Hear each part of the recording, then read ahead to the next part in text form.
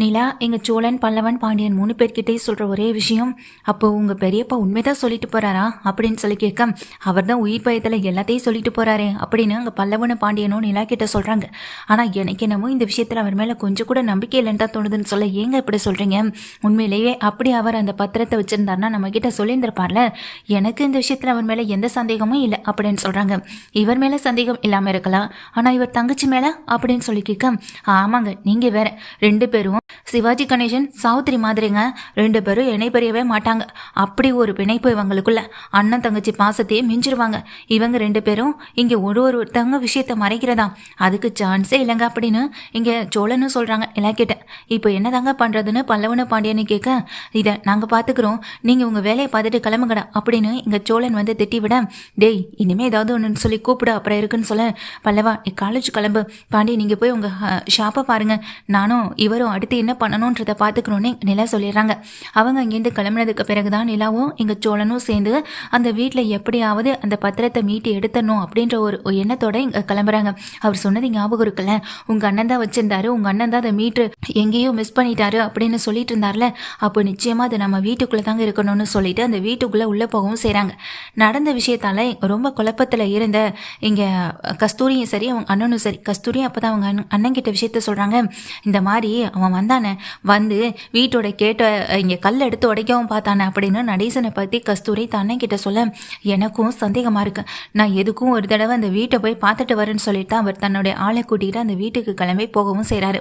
வீட்டுக்கு போனால் வீடு வந்து பூட்டி தான் இருக்குது, ஆனாலும் மனசுக்கு ஒரு சலசலப்பு இருக்கே அப்படின்னு நினச்சிக்கிட்டு என்ன பண்ணுறாரு, சரி வாங்க போகலான்னு 2 பேருமே வீடு வரையும் வந்து பார்த்துட்டு திரும்பிக்கிட்டு ரிட்டன் அங்கே கேட்டுக்கு போகும்போது தான் இங்கே ஓடு விழுற சத்தம் கேட்குது. பாத்தியா ஏதோ சத்தம் கேட்குது, உள்ளே யாரோ இருக்காங்க, வா போகலான்னு உடனே அங்கே நின்றுட்டு இருக்க நடேசனுடைய அண்ணன் தான் கூட்டிகிட்டு வந்த ஆளை திரும்ப கூட்டிக்கிட்டு அந்த வீட்டுக்கு போகிறாங்க. அதுக்குள்ளே நிலா சோழன் 2 பேருமே இங்கே வசமாக சிக்கவும் செஞ்சிடறாங்க. ஏய் நில்லுடா நில்லு அப்படின்னு சொல்லி இங்கே கூப்பிடவும் செய்ய, நிலா சோழன் 2 பேருமே இங்கே மாட்டிக்கிறது மட்டும் இல்லாமல் அவங்க பக்கத்தில் வரவும் செய்கிறாங்க.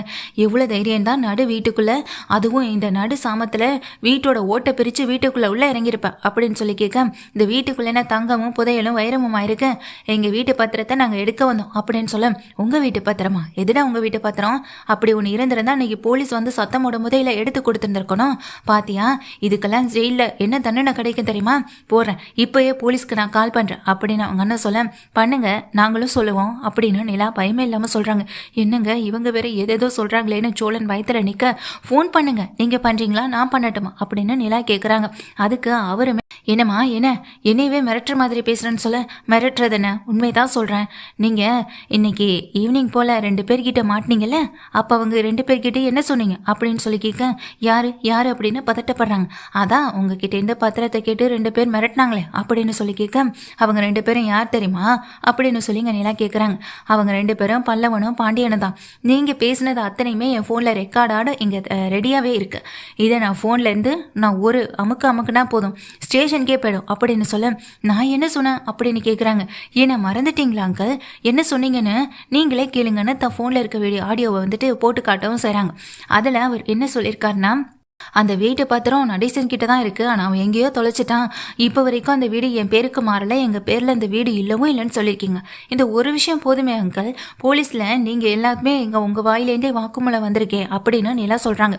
இதை கேட்ட உடனேயே இங்கே பயந்து போன அந்த நடேசனுடைய அண்ணா என்ன பேசுகிறேன்னு தெரியாமல் நிற்க, நீங்கள் ஃபோன் பண்ணுறீங்களா இல்லை போலீஸ்க்கு நானே கால் பண்ணவா அப்படின்னு சொல்லி கேட்க, என்னையே மிரட்டுறியா, மிரட்டி பார்க்கலான்னு நினைக்கிறியா, நீ யாருக்கு வேணாலும் ஃபோன் போடு, எனக்கு அதை பற்றி கவலையே இல்லை, இது நான் பேசவே இல்லைன்னு சொல்லிட்டு போயிடும் அப்படின்னு அவர் அதுக்கு மேலே எங்கள் தெனாவட்டானு பேச, பார்த்தீங்களா நம்ம கையில் ஆதாரம் இருந்தால் அவர் எப்படியெல்லாம் பேசுகிறாரு பாருங்க, இங்கே பாருங்க பெரியப்பா அப்படின்னு இங்கே சோழன் சொல்ல வரும்போது, டேய் யாருடா நீ, நான் உனக்கு பெரியப்பாவா அப்படின்னு சொல்லி கேட்குறாங்க. பெரியப்பவே இல்லைனா எதுக்கு ஏன் வீட்டு சொத்துக்கு ஆசைப்பட்டுட்டு வந்து நிற்கிறீங்க அப்படின்னு சோழன் திட்டமும் செய்கிறாங்க.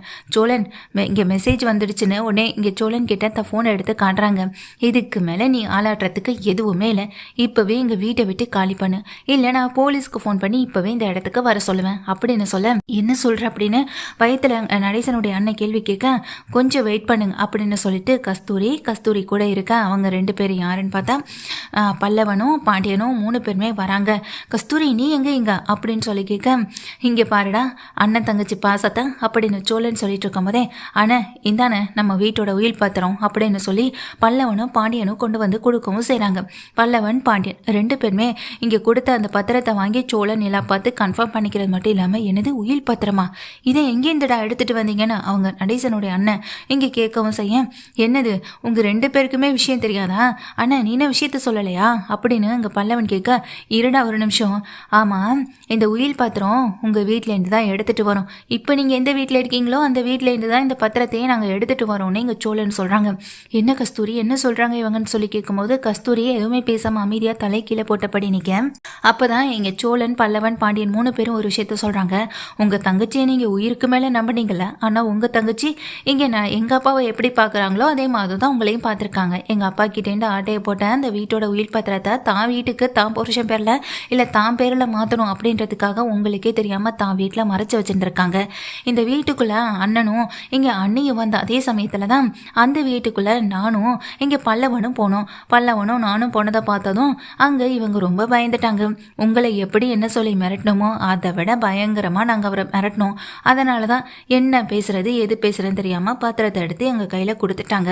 அந்த வீட்டோட பத்திரம் உங்கள் இடத்தோட பத்திரம் இதோ இந்த வீட்டோட பத்திரம்னு மொத்தமும் எங்கள் கையில் தான் இருக்குது அப்படின்னு பாண்டியன் சொல்கிறாங்க. இதை கேட்டதுக்குமே அவருக்கு ரொம்ப பெரிய அதிர்ச்சியாகவும் இருக்குது. என்ன கஸ்தூரி என்ன சொல்கிறாங்க அந்த உயிர் பத்திரம் உங்ககிட்ட இருக்கா? எத்தனை நாள் நம்ம அதை பற்றி பேசியிருந்திருப்போம். எப்படியாவது அதை நமக்கு கை கிடைக்கணும்னு நம்ம உங்ககிட்ட எத்தனை தடவை சொல்லியிருப்பேன்.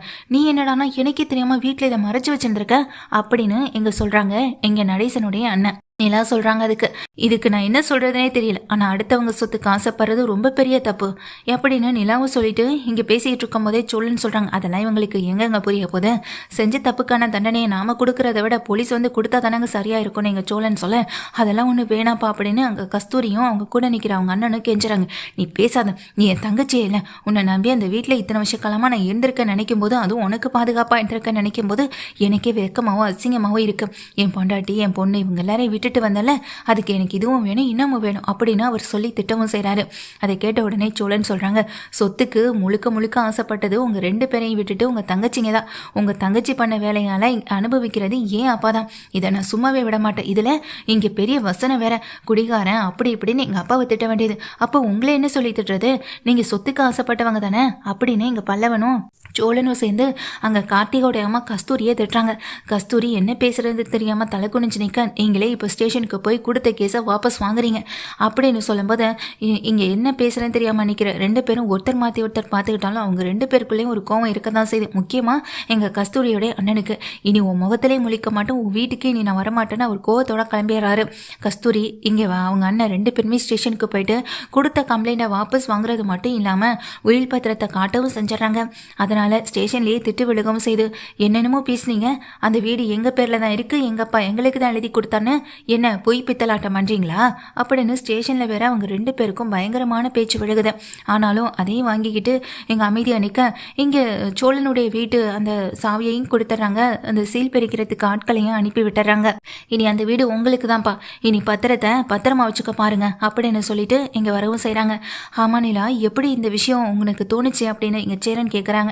கேட்டேன் அது ஒன்றும் இல்லைண்ணே, ஒன்று அந்த உயிர் பத்திரம் நம்ம வீட்டில் தான் இருக்கணும், இல்லையா அது உங்கள் பெரியப்பாவுக்கு தெரியாமல் உங்கள் அத்தை கிட்டே இருந்திருக்கணும்.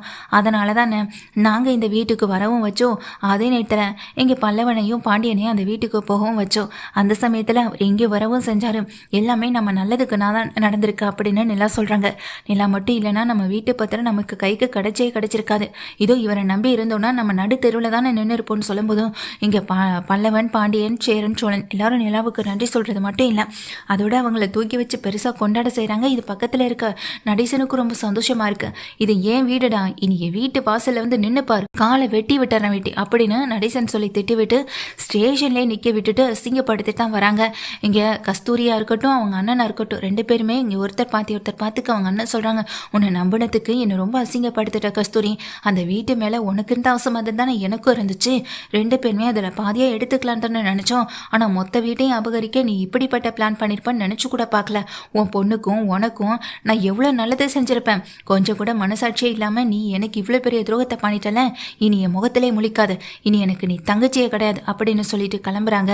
அந்த நேரத்தில் தான் கையிலையும் பத்திரம் இல்லை, கஸ்தூரி கையிலையும் பத்திரம் இல்லை. அங்கே நிற்கிற சோழன் திரும்பி பார்த்து 2 பேர்கிட்டையும், இந்த பத்திரத்தை வச்சு தானே என்கிட்ட ஆட்டம் போட்டீங்க, இனி உங்கள் வீட்டோட பத்திரம் இனி என்கிட்ட, இதை வச்சு நான் என்னென்ன செய்ய போறேன்னு மட்டும் பாருங்கன்னு சோழன் திரும்பி பார்த்து அந்த பத்திரத்தை காட்டி பேசிட்டு போக, கஸ்தூரி அவங்க அண்ணன் 2 பேருமே பயங்கர அதிர்ச்சியில் அதுலேருந்து வெளிவர முடியாமல் நின்றுட்டு இருக்கவும் செய்கிறாங்க.